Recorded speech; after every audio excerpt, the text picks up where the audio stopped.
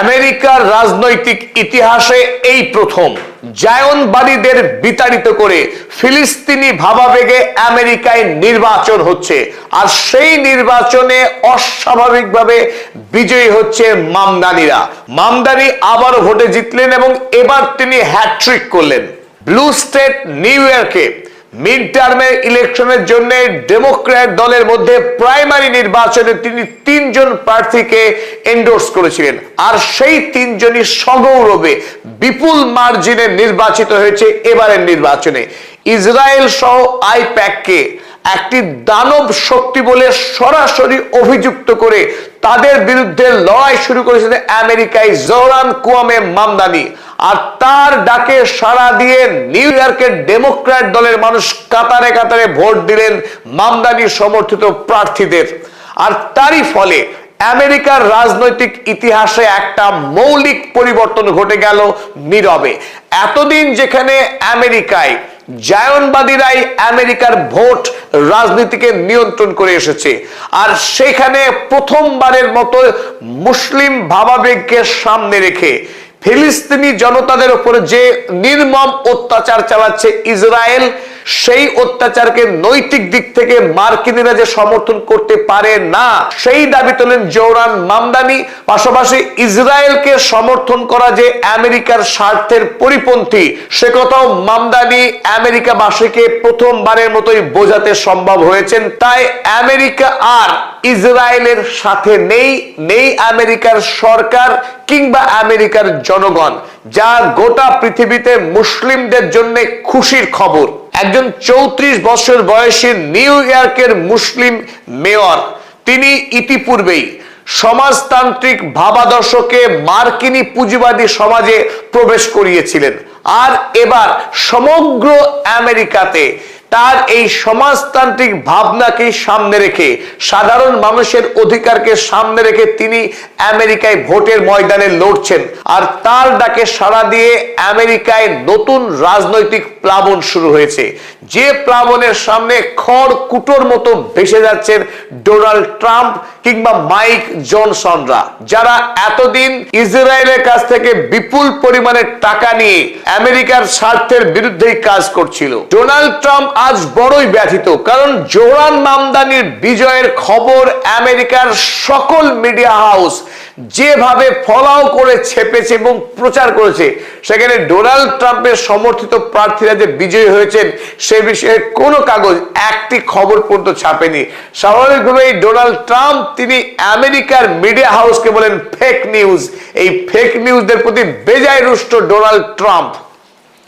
ওদিকে কংগ্রেসের speaker mic Johnson, যিনি ইসরায়েলি টাকায় ভোটে লড়ে জিতেছিলেন, সেই মাইক জনসন জোহরান মামদানির প্রতি দারুণভাবে ক্ষুব্ধ হয়েছেন এবং আগামী দিনের মার্কিন রাজনীতিতে এই জোহরান কুয়ামে মামদানি যে একটা বড় বিপদ হতে যাচ্ছেন, আর এই বিপদের বিরুদ্ধে সমস্ত মার্কিন নাগরিককে ঐক্যবদ্ধভাবে লড়াই করার ডাক দিয়েছেন আমেরিকার কংগ্রেসের স্পিকার মাইক জনসন।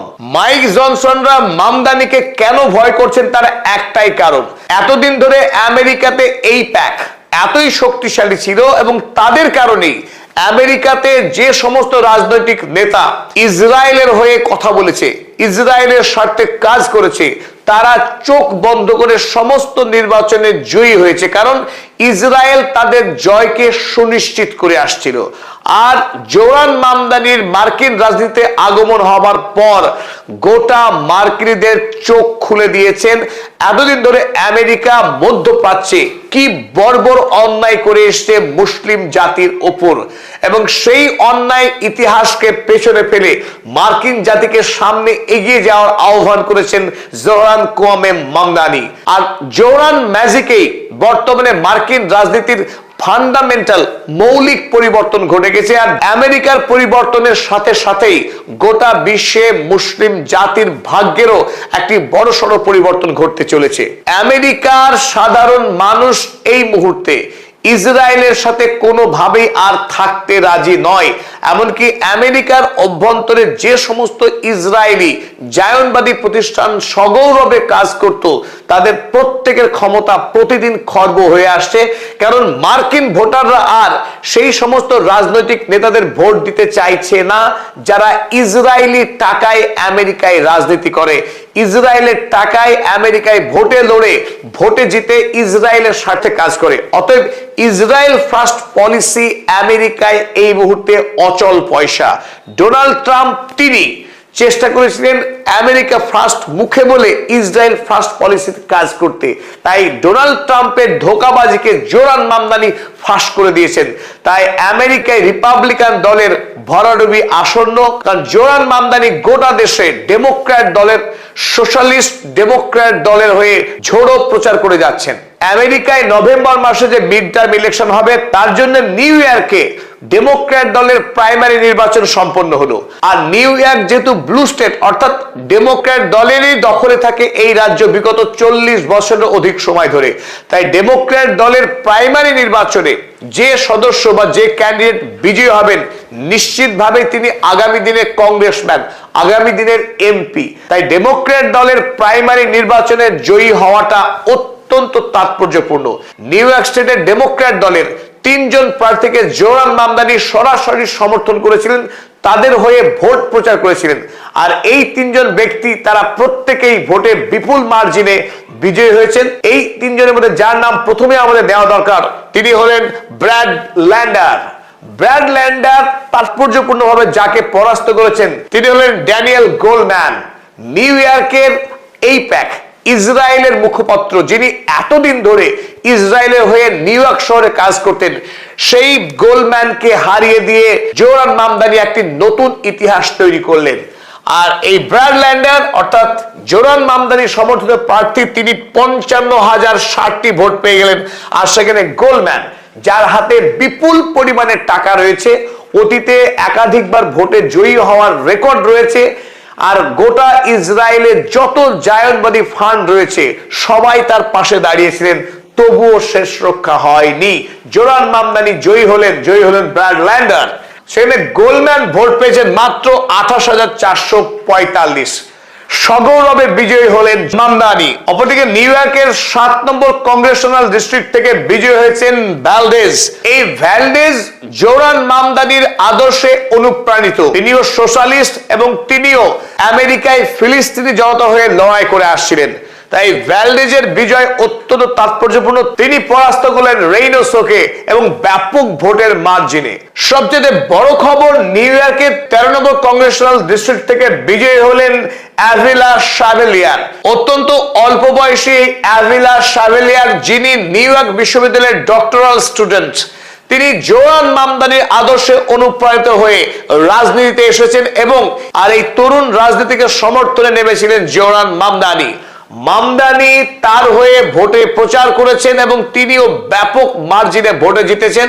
2023 সালে কাউন্টার টেরোরিজম নিয়ে পড়াশোনা করতে গিয়ে অ্যাভিলা শাভেলিয়ার, যিনি ধর্মীয় পরিচয়ে এতদিন ছিলেন ক্যাথলিক, 2023 সালে তার ধর্ম বদলে তিনি ইসলাম গ্রহণ করেন এবং এবার ভোটের প্রচারে যেটা আলোড়ন ফেলেছে আমেরিকার রাজনীতিতে, এই অ্যাভিলা ভোটের প্রচারে ইনশাআল্লাহ বা আলহামদুলিল্লাহর মতো শব্দ তিনি ব্যবহার করেছেন অবলীলাক্রমে, যাতে আমেরিকায় অর্থোডক্স যারা ফান্ডামেন্টাল, তারা তীব্র প্রতিক্রিয়া জানিয়েছিলেন। আমেরিকার সমাজে এই ধরনের শব্দের কোনো স্থান নেই, কিন্তু ভোটাররা প্রমাণ করেছেন, ডেমোক্র্যাট দলের অধিকাংশ সদস্যই এই অ্যাভিলা শাভেলিয়ারকে ভোটে বিজয়ী করে তারা রায় দিয়েছেন আমেরিকার সমাজে মৌলিক পরিবর্তন হয়েছে।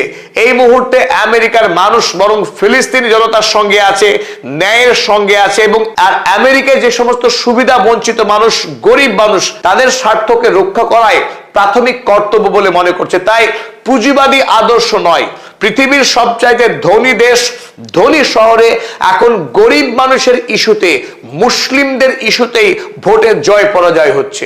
এই প্রেক্ষিতে মজার সংবাদ, অ্যাভের কাওয়াস, আপনারা ছবি দেখছেন, অ্যাভের কাওয়াস যিনি প্যালেস্টাইন থেকে আগত একজন ঝকঝকে মেধাবী ছাত্রী, যিনি আমেরিকায় কর্মরত আছেন, তিনিও আবার ভোটে লড়েছিলেন নিউ ইয়র্কের সেনেটে, আর সেই নিউ ইয়র্ক সেনেট নির্বাচনের প্রাথমিক তিনি সগৌরবে বিজয়ী হয়েছেন।